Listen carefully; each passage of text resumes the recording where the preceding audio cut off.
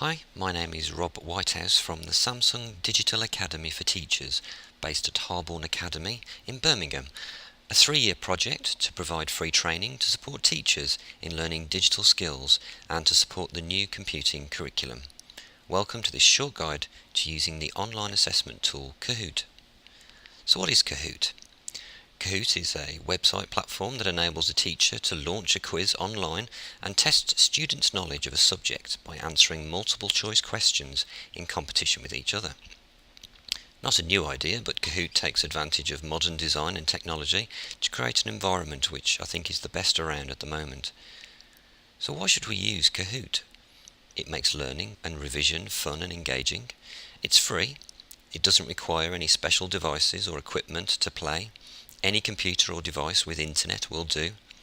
Teachers can track student progress with detailed reports. Users can access thousands of quizzes pre-made to save time creating content.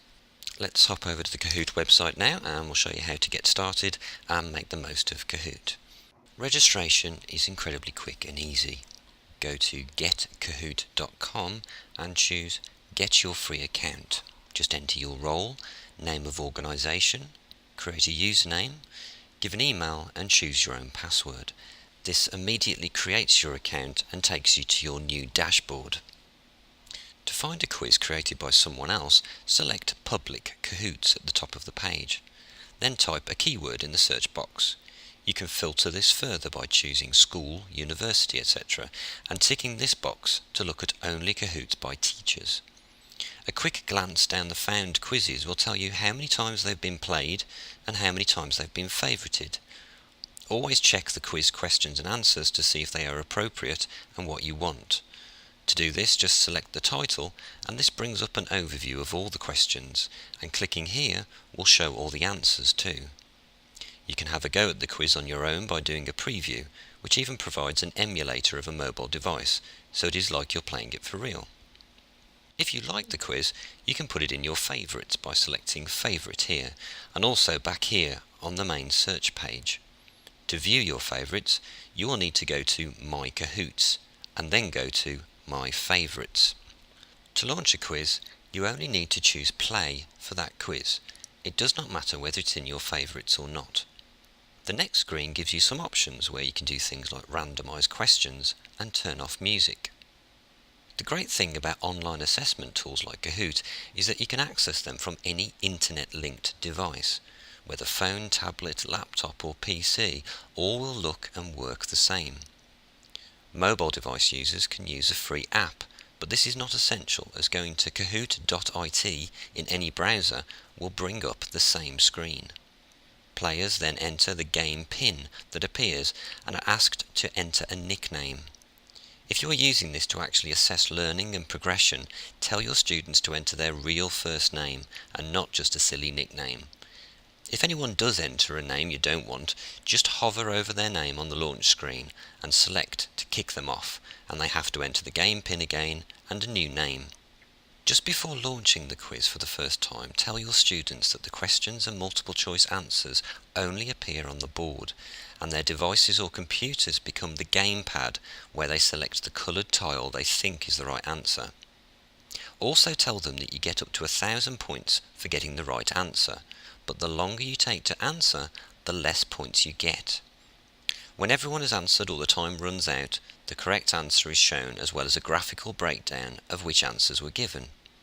Next brings up a points-based leaderboard. The player's screen will also give them feedback such as which position they are in and how close they are to the player above them. Whether you choose to end a quiz early or whether you finish all of the questions, at the end of the quiz there is an optional further screen where players can rate how much they liked the activity and whether they learned something. This can be useful as a quick form of reflection. It's the results that make online assessment tools educationally relevant, and Kahoot is no exception. You can download a detailed report as an Excel document or save it to your Google Drive if you prefer. This report shows the 4 points leaderboard as well as how many correct and incorrect answers each person got. Answers are also colour-coded green for correct, red for wrong, so teachers can quickly assess weak areas either for individual students or for whole groups. Finally, the feedback data is pulled through to this page, where results are out of 1, so 0.5 would be 50% and so on. As you start to use Kahoot more, you will find that you either want to make changes to someone's quiz to make it better for you, or even create your own. To make changes to a quiz, just hover the cursor next to the quiz title and you will see the option Duplicate appear. Selecting this will create a draft copy of the quiz in your My Kahoots area. You can then go into the questions and add, delete or reword them. A nice feature is that the original creator of the quiz is still credited in the quiz details, enhancing that sharing community feel. The purple New K button will allow you to create your own Kahoot quiz, and this is quick and easy to do, but here's some tips to help you. Adding images, although taking a little longer, makes the quiz more visual and engaging. It is also useful to be part of the question, as in, what is this shape, what is this for, or what's the answer to this equation. It's better to keep questions and answers as short and clear as possible to help less confident readers. Kahoot already limits the number of characters you can write to stop this. Kahoot recommends using Google Chrome, but it does work in Internet Explorer, although avoid using the Tab key to move between text fields, as this will insert HTML tags at the start and end of your text.